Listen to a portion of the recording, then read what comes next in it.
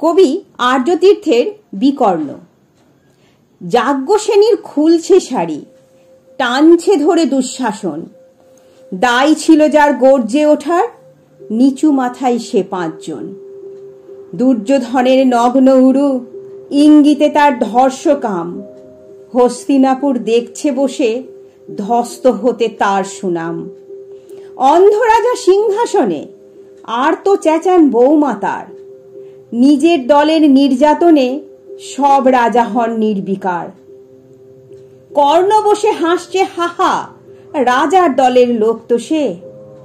শর্তবিহীন সমর্থনে তাবৎ আরাম সুখ বসে। ভীষ্ম দ্রোণ কৃপ নীরব, সরকারি লোক হাজার হোক। রাজার কথায় তোমার কথা, তুমি যখন রাজার লোক।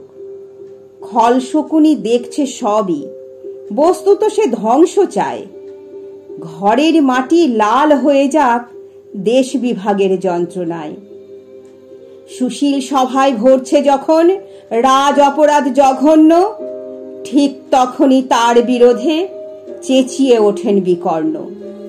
বিকর্ণ নন কেউ কেটা লোক, 100 ভাইয়ের একজনা। এর আগে কেউ তেমন করে তার কথাটাই জানতো না। যতুগৃহে কারেন্নিরা, অন্তত তার নেই লেখা। ভীমকে যখন বিষ খাওয়ালো, তখনও তার নেই দেখা। কিন্তু যখন প্রকাশ্যেতেই কাটছে নারীর আব্রুকেও, স্তব্ধ জিভের চুপ সাগরে বিকর্ণ হন একলা ঢেউ। চেঁচিয়ে ওঠেন রাজার কুমার যুবরাজের বিরুদ্ধে। মহাবলী পাণ্ডবেরও গলায় তখন সে সুর নেই। রাজা যখন নীরব থেকে সায় দিয়ে যান ধর্ষণে, ঠিক তখনই সমস্ত যুগ বিকর্ণদের সর্ষণে। আমরা যারা কিচ্ছুটি নয়, একটি মাত্র ভোট কেবল।